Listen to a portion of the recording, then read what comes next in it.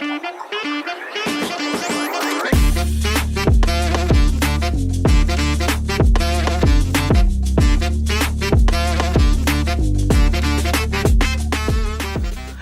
നമസ്കാരം.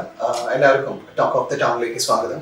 ഇന്നത്തെ ഈ വീഡിയോയിൽ നമ്മൾ നിങ്ങളായിട്ട് ഷെയർ ചെയ്യുന്നത് ഏറ്റവും പുതിയ രജനികാന്ത് മൂവി കൂലി ആ സിനിമയുടെ വിശേഷങ്ങളാണ്.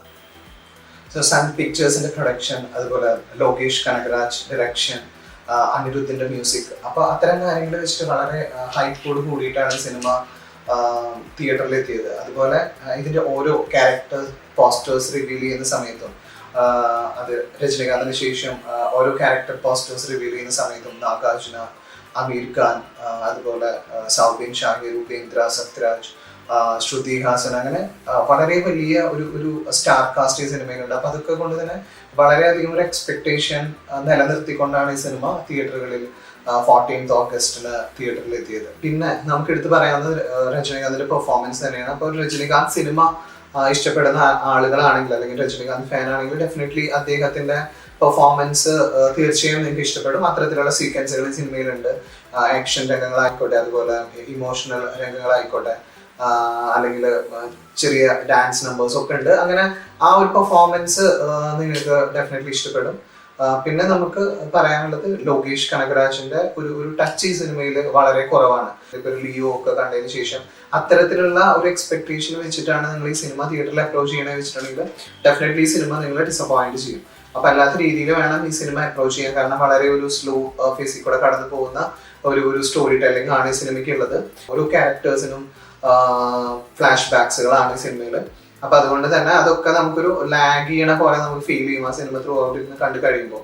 പിന്നെ ഇതിൽ ഓൾമോസ്റ്റ് എല്ലാ സീൻസും, ഇപ്പൊ അമീർ ഖാന്റെ എൻട്രി അടക്കം എല്ലാം നമുക്ക് പ്രിഡിക്ട് ചെയ്യാൻ പറ്റുന്ന തരത്തിലുള്ള രീതിയിലാണ് ഇതിന്റെ ഒരു സ്റ്റോറി ടെല്ലിംഗ് പോയിട്ടുള്ളത്. അദ്ദേഹത്തിന്റെ ഒരു ക്യാരക്ടറൈസേഷനും വളരെ ഒരു കോമിക് റോള് പോലെ ആണ് ഇതിൽ ചെയ്തു വെച്ചിട്ടുള്ളത്.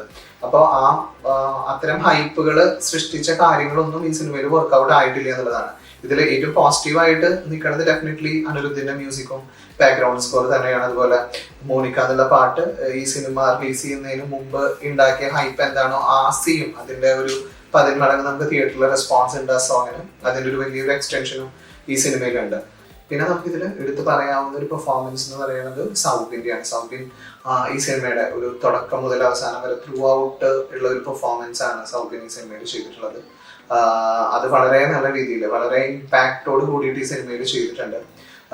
പിന്നെ നമുക്ക് പറയാൻ പറ്റുന്നത് നാഗാർജുന. നമുക്കറിയാം അദ്ദേഹത്തിന്റെ ലുക്സും സ്വാഗും അതൊക്കെ ഉള്ള ഒരു ക്യാരക്ടറൈസേഷൻ ആണ് ഈ സിനിമയിൽ നാഗാർജുനയ്ക്ക് കൊടുത്തിട്ടുള്ളത്. അദ്ദേഹത്തിന്റെ റോളും വളരെ മനോഹരമായിട്ടാണ് ഈ ചിത്രത്തിൽ വർക്ക്ഔട്ട് ആയിട്ടുള്ളത്. പിന്നെ ബാക്കിയുള്ള ക്യാരക്ടേഴ്സിലേക്ക് വരുന്ന സമയത്ത് കുറച്ച് ഗസ്റ്റ് അപ്പിയറൻസ് ആണ്. ഇപ്പൊ ഉപേന്ദ്ര ആയാലും അമീർ ഖാന്റെ ഒരു ക്യാരക്ടർ നമുക്ക് വളരെ പ്രഡിക്റ്റഡ് ആയിട്ടാണ് ഈ സിനിമയിൽ വന്നിട്ടുള്ളത്. നിസാറായിട്ടുള്ള ഒരു ക്യാരക്ടർ ആയിട്ടാണ് നമുക്കത് ഫീൽ ചെയ്യാം. ഒരു ഇമ്പോർട്ടൻസ് ആ ഒരു ക്യാരക്ടറിന് നമുക്ക് ഫീൽ ചെയ്യാൻ പറ്റില്ല ഈ സിനിമയിൽ. അപ്പൊ അത്തരത്തിലുള്ള ചെറിയ ഡ്രോബാക്സ് സിനിമയ്ക്ക് വന്നിട്ടുണ്ട്.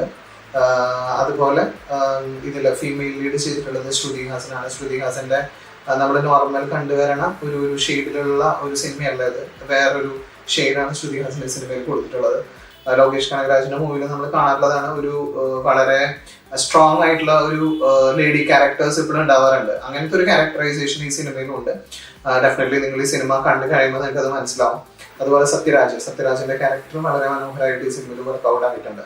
ഇതാണ് ഇതിലൊരു പെർഫോമൻസിനെ കുറിച്ച് നോക്കുമ്പോൾ നമുക്ക് പറയാനുള്ളത്. അപ്പം ഈ ഒരു രീതിയിൽ നിങ്ങൾ അപ്രോച്ച് ചെയ്തിട്ടുണ്ടെങ്കിൽ ഡെഫിനറ്റ്ലി നിങ്ങൾക്ക് അത് ഇഷ്ടപ്പെടും. അപ്പം അങ്ങനെ നിങ്ങൾ സിനിമ കാണാൻ ശ്രമിക്കുക. നിങ്ങൾക്കത് നിങ്ങളുടെ അടുത്തുള്ള തിയേറ്ററിൽ പോയി കാണാം. Thank you.